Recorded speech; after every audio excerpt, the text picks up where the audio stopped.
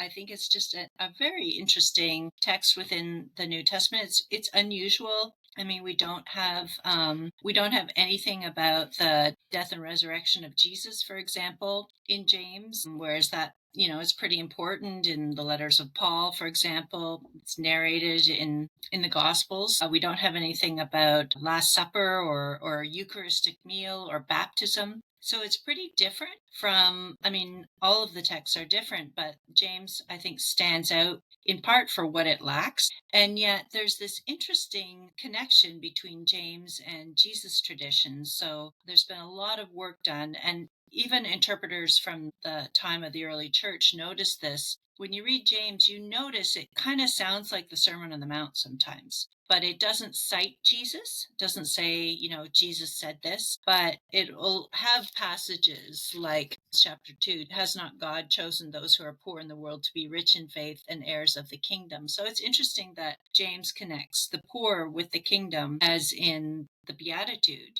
blessed are the poor. So there's lots of connections between James and Jesus tradition, which is really interesting, and trying to understand why we have these resonances between James and Jesus tradition, and yet so little reflection on Jesus is an interesting question.